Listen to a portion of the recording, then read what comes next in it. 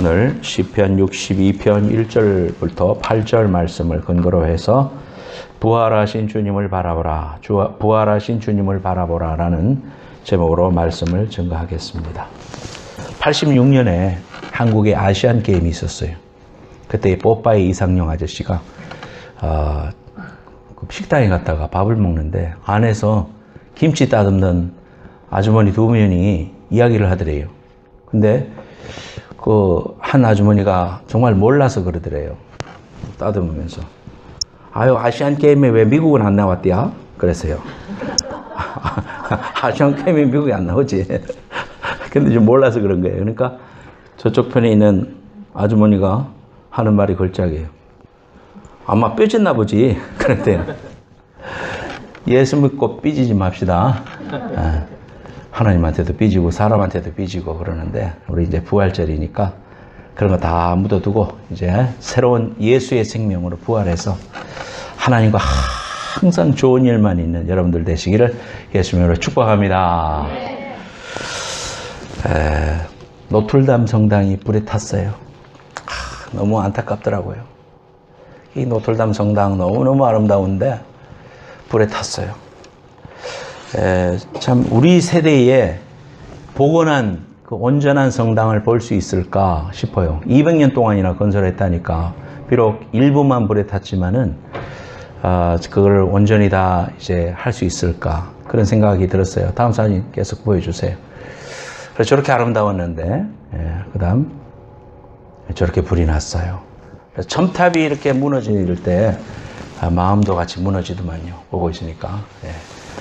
그래서 이제 뭐 다 안 타서 무너지지 않아서 다행이긴 합니다만은 저걸 보면서 그런 생각을 했어요. 이야, 참 프랑스가 자랑하는 아니 그 세계 사람들도 다 자기의 그 보물처럼 여기는 노틀담 그 소원, 노틀담의 꼽추가 거기 아직도 살고 있는지 모르지만은 노틀담의 이 성당이 무너지는 모습을 보면서 참 이 세상에 영원한 것은 없구나 그런 생각을 했습니다. 다시 한 번 더 그런 생각을 했습니다. 이 땅에 있는 모든 건축물이 지금 뭐 2000년, 콜로세움 같은 건 2000년 됐지만은 언젠가는 무너질 거예요. 아무리 그래도 지진이 한번 심하게 불면은 이 세상의 모든 건축물이라는 게 아무리 내진 설계를 했어도 견딜 수 없더라고요. 그러면서 우리 주님의 영광은 영원하고 이 땅에 변함없는 게 하나 있는데 그것은 하나님은 어제나 오늘이나 내일이나 동일하신 줄로 믿습니다. 그래서 우리가 오늘도 살아계시고 내일도 살아계시고 그의 속성이 한 번도 변함이 됨이 없으셨고요.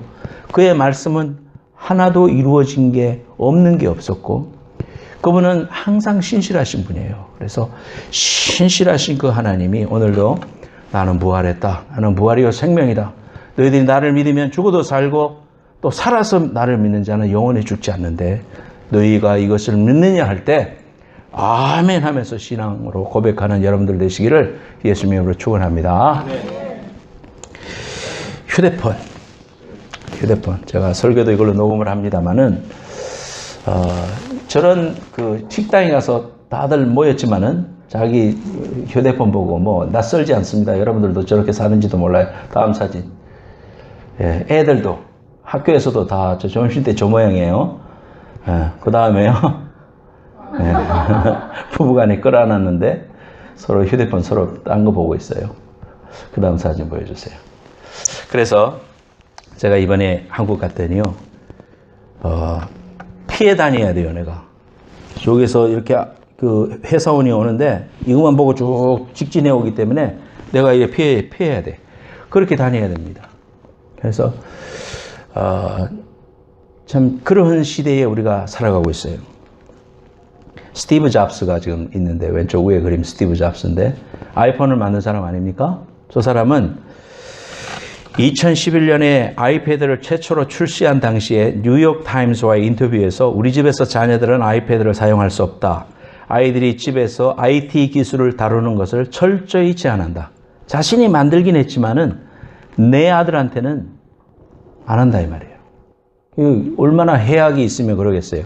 유익한 부분도 있지만은 우리가 오늘날 이 해악이라는 게 얼마나 우리에게 심한지 여러분들도 느끼고 있을 겁니다. 또 그 밑에 있는 사람이 마이크로소프트의 누구죠 저분이? 예. 그래서 저분도 빌 게이츠도 자기의 고교생 또 대학 자녀 셋에게 스마트폰 사용을 엄격하게 제한했다.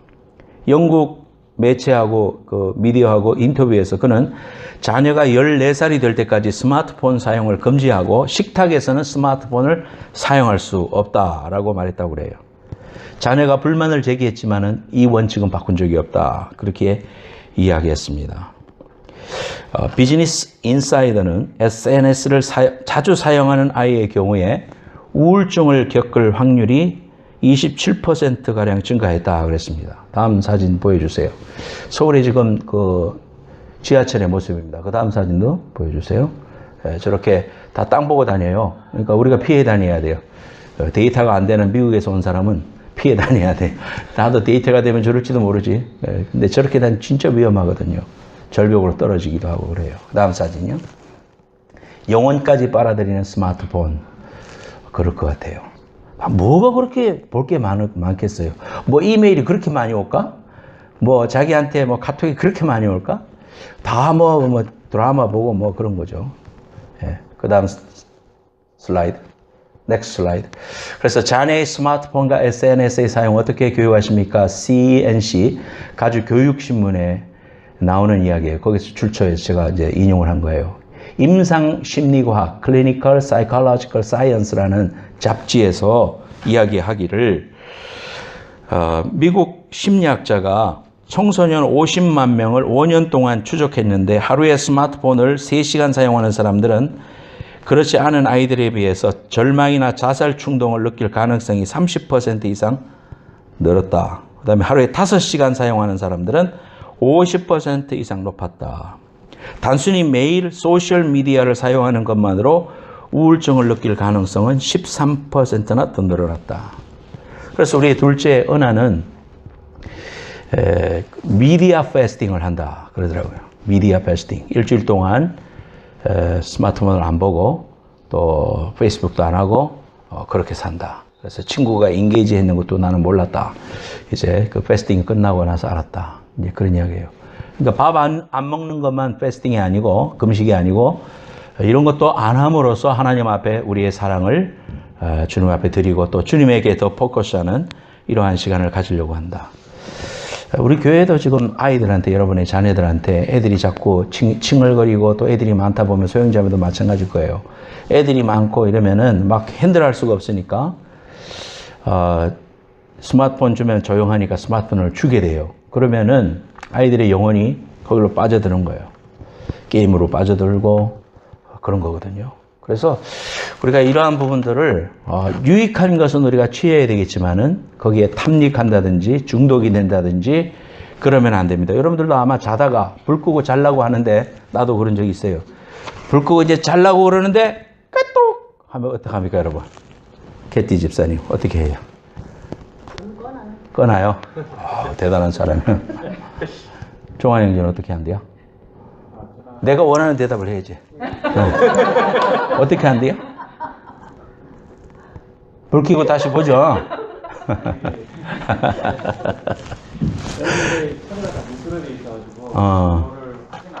아유, 잘했네요. 네.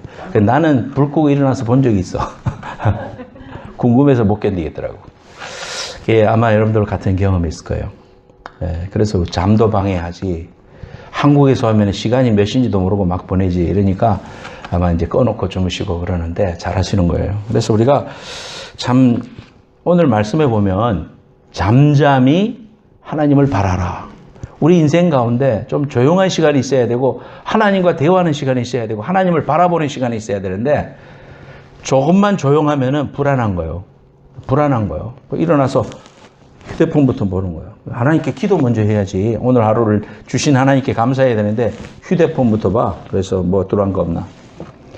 예, 이것이 오늘날 우리가 알게 모르게 중독되고 하나님과의 이런 대면이 없고 하나님과의 만남이 없이 자꾸 세상을 바라보고 나를 바라보고 나 중심의 삶을 살아가는 이러한 오늘날의 이 근본적으로 이 모든 세력의 출발점은 어디냐면 마귀입니다. 마귀. 악한 사탄이 사람들로 하여금 하나님과의 이런 잠잠한 시간을 다 방해시켜요. 그래서 뭔가에 이렇게 연결되지 않으면 불안해야 하는 겁니다. 애들이 막 칭얼칭얼대면서 이거 달라고 할 때까지 울어요. 절대 주면 안 돼요. 그래서 우리가 그런 부분에 대해서 하나님 앞에 철칙을 세우고 아이들을 말씀과 기도로 양육하고 내 자신도 하나님 앞에 하나님과의 잠잠한 이러한 기도의 시간이 있어야 되지 않는가. 새벽 기도도 안 하는데 또 하나님과의 귀중한 시간이 없고 기도하는 시간에 하루에 몇 번 기도해요. 밥 먹을 때 3번 합니다. 점심 때는 사람들이 볼까 봐 기도도 안 하고 한 2번 하네요. 이렇게 해갖고는 우리가 하나님 믿는 사람이라고 말할 수 없는 거죠. 그래서 오늘 본문에 다윗은 뭐라고 말했냐면은 나의 영혼이 잠잠히 하나님만 바라며 그랬습니다.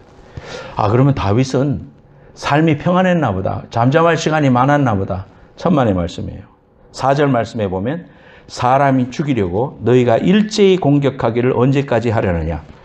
아들 압살롬이 나를 죽이려고 쫓아다닐 때예요. 그때 적은 거예요. 그러니까 얼마나 마음이 괴롭겠어요. 다윗은 정말로 마음의 불안과 어려움 속에서 살았던 사람이에요. 사울이 죽이려고 하고 아들이 반역을 일으켜서 나를 죽이려고 하고 정말 내 영혼이 하나님을 향하여 서 있을 때 컴플레인부터 먼저 나올 수 있는 그런 환경이었는데 이분은 나의 영혼아 잠잠히 하나님만 바라며.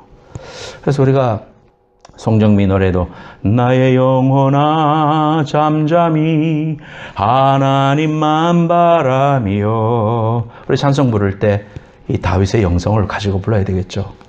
참 그런 환경 속에서도 다윗은 주위가 나를 요동하게 하고 막 그냥 정신없는 가운데서도 하나님과의 이 컨택점을 놓칠까봐 거기에 자기의 생명줄을 걸고 내가 하나님을 바라보겠다. 하나님만이 나의 반석이고 나의 소망이다라고 고백했기 때문에 결국은 이 다윗이 승리했고요. 하나님의 방법대로 모든 일을 처리했고요. 하나님이 생각하실 때 다윗이 비록 실수하고 어려움이 있었지만은 다윗은 내 마음에 합한 자다. 내가 사랑하는 자다. 그렇게 말씀해 주신 거예요. 하나님이 내 마음에 합하다. 그렇게 말했으니까 얼마나 하나님 앞에 바로 살았겠습니까? 그래서 오늘 이 말씀을 통해서 저와 여러분들이 정말 우리가 이 땅에 살아가면서 우리를 흔들고 바쁘고 분주하고 그런 상황 속에서도 우리가 어떻게 하면은 하나님을 바라보는 그런 믿음의 사람이 될 수 있을까? 우리가 생각해 보고자 하는 것입니다. 첫 번째 제목 읽겠습니다. 1. 자, 1부터 읽어요. 시작. 우리를 흔드는 것들 사라. 오늘 이제 말씀해 보면은요. 3절, 4절 말씀해 보면 넘어지는 담과 흔들리는 울타리 같이 사람을 죽이려고 너희가 일제히 공격하기를 언제까지 하려느냐. 그들이 그를 그의 높은 자리에서 떨어뜨리기만 꾀하고 거짓을 즐겨하니 입으로는 축복이요 속으로는 저주로다. 내 앞에서 이렇게 축복의 말을 하고 아양을 떠는 말을 하고 이렇게 아부를 하는데 그런 나를 지켜주는 울타리와 같은 그런 사람들, 내가 믿었던 담과 같은 사람들이 도리어 나를 힘들게 하고 나를 넘어뜨리고 나를 흔들어서 가만히 놔두지 않습니다. 참 이런 경우가 우리 인생 살면서 얼마나 많습니까? 여러분들이 지금 저 사람은 내 진짜 베스트 프렌드야. 저 사람은 내가 미국에 왔을 때 내가 정말 마음을 다해서 도와줬기 때문에 저 사람은 정말 내 사람이야. 나를 사랑하는 사람일 거야 했는데 자기의 이익에 엇갈리는 문제가 딱 생겼을 때 철저하게 자기를 도리어 공격하고 배신하고 세상 말로 완전히 인간성 제로일 때 여러분들이 마음속에 흔들립니다. 세상에 믿을 X 없다. 이렇게 이야기하게 되는 거예요. 정말 우리가 인생을 살아가면서 그럴 때 제일 힘들어요. 나를 막아주고 나를 보호해 줄 수 있었다고 생각하는 사람들이 무너져서 흔들릴 때 참 힘듭니다. 그런 경험들을 여러분들 많이 해봤을 거예요. 오늘 성경에 넘어지는 담과 흔들리는 울타리라고 표현을 해놨어요. 요셉을 가만히 봐봐요. 요셉도 자기의 형들이 자기를 지켜줄 줄 알았는데 자기 형들이 도리어 나를 팔아먹었어요. 죽이려다가 가까스로 살았어요. 팔려갔습니다. 그래서 보디발의 집에 종으로 갔어요. 거기서 열심히 노력해서 종이지만은 곳간에 열쇠를 맞을 만큼 돈을 관리할 만큼 인정을 받았어요. 그런데 그 어느 날 지나다 보니까 보디발의 아내가 나를 향하여 윙크를 하기 시작한다 이 말이에요. 눈을 깜빡깜빡 하면서 저 여자가 나한테 눈을 깜빡깜빡 하나. 그래서 그 유혹에서 벗어나려고 옷을 벗어버리고 뛰쳐나옴으로 인해서 도리어 그 여인이 뭐라고 합니까? 저 사람이 나를 겁탈하려고 했다라고 몰아쳐서 결국은 깜빵 속에 들어가게 돼요. 참 이런 어려움 속에서 있을 때 이 요셉이가 나중에 이제 환경이 역전하고 하나님이 은혜 주셔서 총리 대신이 되었을 때에 그 총리 대신이 된 그 환경 속에서 절대로 사람을 의지하거나 또는 사람에게 보복하거나 사람에게 가서 하소연하거나 그렇게 하지 않았습니다. 자신의 꿈을 꿨는데 꿈과는 별개로 자꾸만 멀어져가는 그런 구렁텅이에 빠지는 인생과 같이 세상으로 볼 땐 그런 환경에 놓였지만은 이 요셉은 절대 하나님을 또는 사람과 블레임하지 않고 하나님을 바라보았습니다.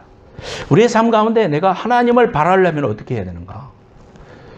여러분 어떻게 합니까? 그거 다 아는데 여호와를 바란다. 여호와를 바라본다. 주님을 바라본다. 괴로울 때 주님의 얼굴 보라. 평화의 주님 바라보아라. 찬양 부르는데 그러면 주님을 바라본다는 게 무슨 의미예요, 여러분들한테 무슨 의미예요? 기도하다가 이렇게 눈을 이렇게 들어서 하늘을 자꾸 쳐다보는 겁니까? 주님을 바라본다는 게 어떻게 잘 바라보는 거예요? 주님을 바라본다는 것은 내 삶의 현장 속에서 그러한 환경에 놓였을 때 자꾸 하나님을 붙잡는 거예요. 하나님을 생각하는 거예요. 하나님이 이 환경 속에서도 하나님의 선하시고 온전하시고 주님이 나와 함께 하신다는 사실을 끝없이 고백하는 거예요. 그리고 하나님의 말씀을 내가 읊조리고 그 말씀을 붙잡는 거예요. 세상을 의지하지 않고 사람을 의지하지 않고 돈을 의지하지 않고 환경을 의지하지 않고 하나님을 자꾸 부르는 거예요. 여러분의 24시간 중에 주님을 자꾸 의지하는 거예요. 주님을 자꾸 부르는 거예요. 주님의 말씀을 자꾸 사모하는 거예요. 이것이 주님을 바라본다는 의미입니다. 그렇게 될 때 주님과 함께 동행하게 되고 그 시간 가운데서 하루 종일 지나도 하나님을 하나도 생각 안 하고 1분도 생각 안 하고 살아가는 사람들은 하나님을 바라보는 게 아니에요. 그런 사람은 하나님을 지금 바라보는 사람이 아니에요. 내 삶 가운데 실패가 있고 어려움이 있고 역경이 있고 병이 있고 곤란이 있고 눈물 골짜기로 가고 내 아픔을 누가 할까 싶어도요. 그럴 때 주님을 부르는 거예요. 주님, 이 자리에 함께 계심을 내가 믿어요. 주님, 합력하여 선을 이루시는 하나님의 선하심을 내가 믿어요. 다른 것은 다 몰라도 하나님이 독생자 예수 그리스도를 나를 위해서 죽이실 만큼 나 사랑하신 거 내가 그 사실을 알아요. 주님, 주님 의지합니다. 주님 고백합니다. 하면서 주님을 계속해서 내 삶에 요청하고 붙잡고 주님의 귀하신 임재를 소망하게 될 때 얼마만큼 갈망하느냐? 사슴이 시냇물을 찾아 헐떡이듯이 주님을 갈망할 때 하나님의 귀한 임재가 나와 함께 하시고 그때 하늘문이 열리고 하나님이 지금도 살아계셔서 나와 함께 하시는 하나님의 임재와 능력을 체험하게 될 줄로 믿습니다. 그것은 내가 마음의 의지를 쏟아서 갈망하는 거예요. 그게 하나님을 바라보는 거예요. 오늘 시편 62편 1절 2절 다시 한번 읽겠습니다. 자, 같이 큰 목소리로 여러분의 영혼을 향해서 시작. 나의 영혼아 잠잠히 하나님을 바라며 나의 구원이 그에게서 나오는도다. 오직 그만이 나의 반석이요 나의 구원이시요 나의 요새시니 내가 크게 흔들리지 아니하리로다. 내가 요동치 아니하리. 찬송을 부르면서 오직 주만이 나의 반석 나의 구원이시니 하나님을 향하여 끝까지 주님을 신뢰하고 주님을 내 삶의 현장 속에 계속해서 초청하면서 주님만을 바라보며 그 환경 속에서 주님만을 의지하는 사람, 잠잠해야 돼요. 사람한테 말하지 말고 주님한테, 주님이 내 삶의 문제의 해결자이시고 그분이 나의 구원의 반석이기 때문에 이 문제도 하나님이 아시고 해결해 줄 수 있음을 믿고 믿음으로 고백하는 사람, 그 어떤 문제든지 하나님이 임재가 함께할 때 해결되는 것임을 믿으시길 축원합니다. 물이 암초가 있는데 아이고 어떡할꼬 그 암초를 어떻게 지납니까? 물이 불어서 지나갈 것은 생각지도 못하는 거지.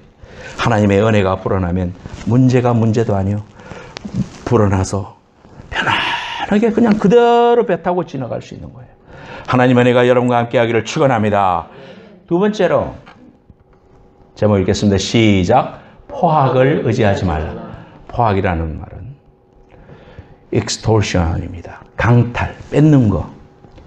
그래서 이 히브리어 말로는 오셰크라고 그러는데요. 폭력이나 속임수, 폭력으로 약자를 누르는 행위, 자신의 힘으로 무력을 행사하는 것. 10절 말씀 같이 읽겠습니다. 시작. 포학을 의지하지 말며 탈취한 것으로 허망하여지지 말며 재물이 들어도 거기엔 마음을 두지 말지어다. 오늘 두 가지 말씀하고 있어요. 포학을 의지하지 말라. 말은 내 힘으로, 내 능력으로 행세하지 말라. 그 말입니다. 다윗 같은 경우에는 그가 왕의 권력을 가지고 있었지만 그 권력을 가지고 왕이 된 다음에 함부로 사람들을 다루지 않았다. 사울 왕이 자신의 충성심을 왜곡하고 죽이려고 했을 때에도 대적하지 않았어요. 기름 부음 받은 종을 내가 하나님 대신에 할 수 없다. 자신의 손을 들어서 칠 수 있는 환경에도 부하들이 그렇게 할까요? 했을 때도 하면 안 된다. 그렇게 말했습니다. 자신한테 힘이 있고 자신에게 갑이라는 힘이 주어졌을 때도 우리 예수 믿는 사람은 하나님과 동행하는 사람은 하나님을 바라보는 사람은 하나님을 바라봐야 된다. 내 생각으로 처치해버리고 내 생각으로 해버리고 하나님이 개입하실 여지가 없어요. 하나님의 방법대로 일하셔야 되는데 내가 앞서서 일하다가 보면은 엉뚱한 결과를 낳게 되는 거예요. 자신의 아들 압살롬이 다윗과 대적해서 왕권을 차지하려고 할 때도 도망갔습니다. 자신의 힘으로 아들을 죽이거나 그렇게 하지 않았어요. 자신이 도망가는 도중에 시므이라는 베냐민 지파의 사람이 다윗을 저주하며 돌멩이를 던졌습니다. 그때에도 요압한테 가서 죽여버려. 그럼 끝났어요. 그런데 그렇게 하지 않아요. 도리어 잠잠히 하나님을 바라봅니다. 그런 환경 속에서도 내 영혼이 잠잠히 하나님만 바라며 하나님이 주권의 왕이라고 믿고 의지하는 거예요. 우리가 어려운 상황 속에 있다가 정권을 잡거나 또는 어려운 상황에 있다가 이제 힘이 생겼을 때 행사하고 싶어요. 보복하고 싶어요.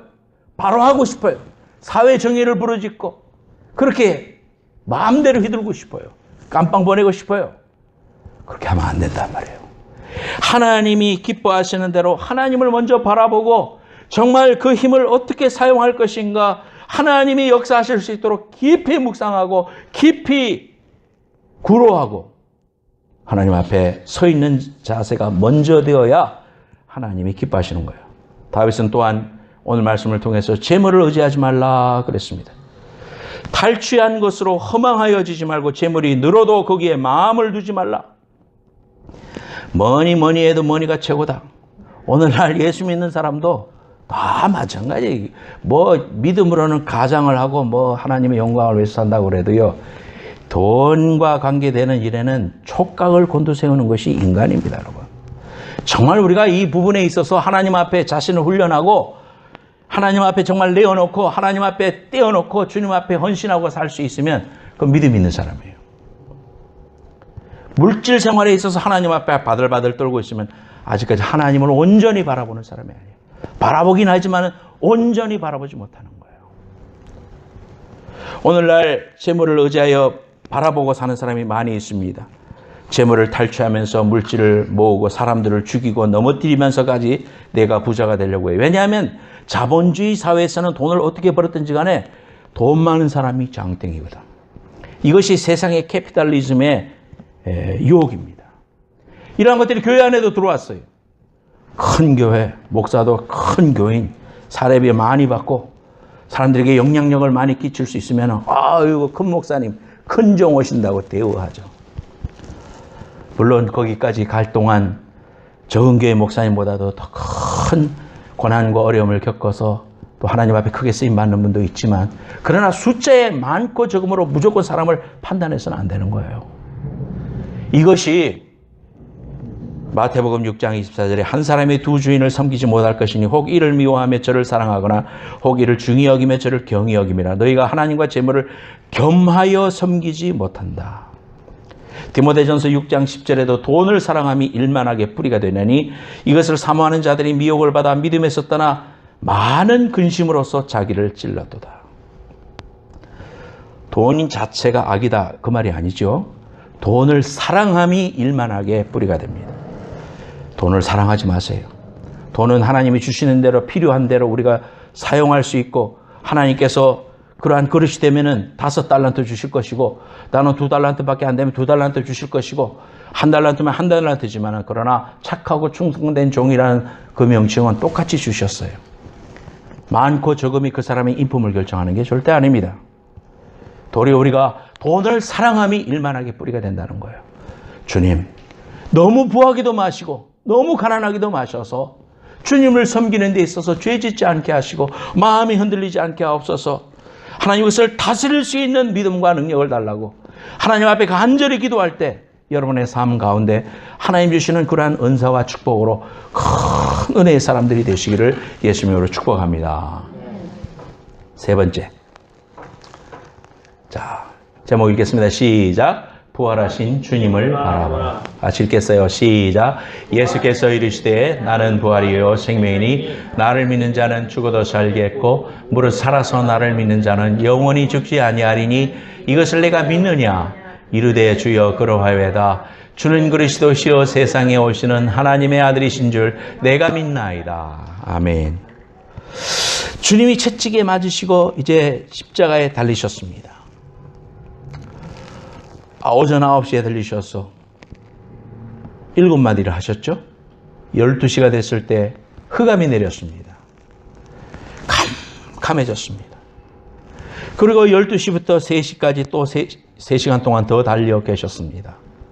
십자가의 형벌이라는 것은 얼마나 무서운 형벌인지 몰라요. 너무 잔인하고 아프기 때문에 로마 시민권을 가진 사람한테는 절대로 그 형벌을 주지 않았어요. 예수님은 유대인이었고 그런 사람을 죽였습니까? 무슨 그런 극악무도한 죄를 저질렀길래 십자가형을 지셔야 했을까요? 하나님은 그렇게 잔인하게 예수 그리스도를 죽이셔야만 했을까요? 그 십자가 형벌을 생리학적으로 이렇게 해석해내는 책들을 읽어보면은 이야 정말 한순간 호흡 하나가 너무나도 괴로운 순간이었다. 주님이 지신 십자가의 무게라는 것은 엄청난 것이었다는 것을 우리가 깨닫게 됩니다. 우리는 그저 예수를 나의 구주로 영접하고 주님의 죽음은 내 죽음이다 이렇게 입술로 감히 고백하지만은 정말 주님이 나를 위해서 십자가에서 피 흘리시고 나를 위해서 그렇게 죽으셨다고 믿는다면 우리 예수 믿는 사람이 이렇게 살 수 있을까요? 저나 여러분이나 이렇게 가증스럽게 살 수 있을까요? 주님이 나를 위해서 정말 죽어주시고 피 흘리시고 모든 물과 피를 흘리시고 가시면류관 쓰시고 몸에 진액이 다 빠져나갈 때까지 내가 죽어야 너희들이 산다고 고백하시며 엘리 엘리 라마 사박단이라고 부르짖었던 주님의 그 십자가를 통한 구원의 길을 이루시려고 했던 주님의 그 귀한 사랑과 십자가의 그 고통과 아픔과 그 형벌이라는 것은 어마어마했습니다. 주님이 운명하시자 온 산천 조목이 깜깜해지고 휘장이 찢어졌습니다. 태양도 빛을 잃고 암흑이 내려오고 악은 승리한 듯처럼 보였습니다. 제자들은 다 뿔뿔이 흩어졌습니다. 그토록 따랐던 주님은 로마 군인들에 의해서 처절하게 십자가에서 죽으셨습니다. 믿음도 희망도 미래도 보이지 않는 대단원의 막이 내려온 것 같았습니다. 그걸로 끝났습니다. 그런데 안식 후 첫날이 되었습니다. 주일날 새벽이 됐습니다. 그때 우리 주님이 직접 말씀하신 것처럼 부활의 주님은 그날 새벽에 살아나셨습니다. 할렐루야. 그 부활의 주님이 계시기 때문에 우리는 그 부활의 주님을 붙잡으니까 십자가에서 나를 위해서 피 흘리시고 고통당하신 것이 다 이유가 있었고 이 부활의 찬란한 생명으로 우리를 거듭나서 하나님의 자녀가 되게 하셔서 영생을 주시기 위해서 우리 주님이 이 귀한 사역을 이루셨다. 2000년 전에 이루신 그 사건이 그저 내가 예수를 주로 고백하고 주님을 나의 주님으로 영접하는 순간 그 어마어마한 축복과 영생의 귀한 축복이 우리 것이 될 수 있다니 이것이야말로 얼마나 놀라운 일입니까? 내가 뭔가를 하지 않아도 우리 주님이 다 이루신 것을 그저 믿음으로 받아들이기만 해도 이 구원의 감격과 은혜를 이룰 수 있다니 이거야말로 천지개벽과 같은 사건이 아니겠습니까? 주님이 다 이루신 것 믿음으로 받아들인 여러분, 하나님께 감사할 수 있기를 예수님으로 축원합니다. 이거 전해야 됩니다. 이제 나만 받고 있으면은 비밀과 생명을 받고는 남에게 전해주지 않아서 알면은 살아날 사람 죽으니까 생명을 유기하는 거예요. 여러분, 그 말해줘야 됩니다. 예수가 길이요 진리요 생명이라고. 이번에 제가 베트남 가서 베트콩의 지하 요새 구찌 터널로 갔어요. 저 땅에다 터널을 만들어가지고 미군이 못 찾도록 했는데 저렇게 덩치 작은 사람만 들어갈 수 있도록 나무 통이 요만해요. 나는 들어가서 체험도 못 해보겠어. 너무 작아가지고. 저렇게 가지고 덮고는 위에 나뭇잎 딱 덮으면은 감쪽 같습니다. 그런데 저 실제로 있었던 그 현장을 이렇게 100m 정도만 일반인들한테 개방을 해놨어요. 그래서 20m, 40m, 100m 세 코스 중에 자기가 들어가 보고 들어갈 수 있을 때까지 하고 나오라 그랬습니다. 저는 1번일까요? 2번일까요? 3번일까요? 몇 번 갔을까요? 20m 갔을까요? 40m 갔을까요? 100m 갔을까요? 에? 못 갔다? 아, 들어가긴 들어갔지. 20m 들어갔다 나왔어요. 사람들이 갈 수 있도록 불도 켜놨고 뭐 에어컨디션도 된다 그래요. 그렇지만 무지도 없고 허리를 숙여야 되고 막 가는데 이런데 막 배낭도 닿고 막 답답하고 힘들고 막 배는 자꾸 부딪히고 20m가 보여서 바로 나왔습니다. 바로. 당 속에서 산다는 게 보통 일이 아니더라고요. 그 카타콤에서 그 신앙생활 했던 우리 신앙의 선배들도 생각해 보면서 또 죽음의 공포도 생각해 봤어요. 여러분, 우리가 땅 속에서 좁은 한 평도 안 되는 땅 속에서 이렇게 관이 덮일 때 정말 이 영생에 대한 이 확신이 없는 사람들 어떻게 되겠습니까, 여러분? 이 자리에도 여러분 구원에 나 지금 죽어도 천국 가고 하나님이 나를 위해서 예수 그리스도를 통해서 십자가 보혈 흘려주셨고 정말 나는 하나님의 귀한 생명으로 거듭났다라고 고백하는 이런 고백이 없는 사람은 지금 내게 땅굴과 같은 그런 땅 속에 한 평도 안 되는 속에 깜깜하면서 관이 딱 덮인다고 하면 얼마나 그 공포가 심각하겠습니까? 그걸로 끝입니까? 지옥불이 펄펄 끓는 곳에서 죽지도 않고 구더기도 죽지 않는 곳에서 영원토록 고통을 당한다는 이 엄청난 무시무시한 사실 앞에 어찌 예수를 안 믿을 수 있겠냐 이 말이에요. 예수를 믿어도 가짜로 믿지 말고 정말로 예수 그리스도의 십자가의 부활을 믿어서 여러분 모두가 천국에서 만나는 귀한 은혜가 있기를 예수님의 이름으로 축원합니다. 사랑하는 여러분 문제가 있습니까? 절망이 있습니까? 이 시간 부활의 예수님을 바라보아야 됩니다. 외로움과 슬픔과 좌절과 낙심 속에 이 자리에 왔습니까? 주님을 만나시고 새로운 꿈과 희망을 얻는 여러분이 되셔야 됩니다. 그 다음 사진 보여주세요. 큰 무덤이 앞에 돌이 있습니다. 저 둘을 굴려내야 부활하신 주님을 만날 수 있어요. 할 수 없다는 생각 그 큰 돌 물려내세요. 실패했다는 생각 다 물려내세요. 주님을 멀리 떠났다는 생각 다 몰아내세요. 나는 안 돼요. 그래요, 맞아요. 나는 안 돼요. 그러나 내 안에 계신 예수님을 바라봐야 돼요. 여러분의 배우자를 바라보면서도 여러분의 배우자의 모습을 바라보면 지금 실망이에요. 안 될 것 같아요. 포기해야 돼요. 그런데 그분 속에 계신 주님을 바라보라 이 말이에요. 그분 속에 살아계신 주님을 바라보라 이 말이에요. 내 자녀를 바라보고서도 낙심하지 말고 하나님이 이 아이를 위해서 십자가에서 죽으셨다는 사실을 바라봐야 돼요. 주님을 바라본다는 게 그런 거예요. 현상 너머에 있는 예수님을 바라보면 사람은 변할 수 있고 사람은 해결될 수 있고 하나님의 역사는 이루어질 수 있다는 거 믿고 우리를 불쌍히 여기시고 때로 같이 눈물도 흘려주신 주님이 계신데 뭘 걱정합니까? 기도할 수 있는데 뭘 걱정합니까? 부활의 주님, 삶을 역전시킵니다. 죽음을 심었더니 영생이 솟아났습니다. 좌절을 심었더니 소망이 생겨났습니다. 살아나는 역사, 올라가는 역사, 일어서는 역사, 무덤 문이 뻥 터지는 역사, 부활의 주님 바라보면 됩니다. 이 다윗처럼 오늘도 나의 영혼아 잠잠히 여호와를 바라보라. 여호와를 바라보라.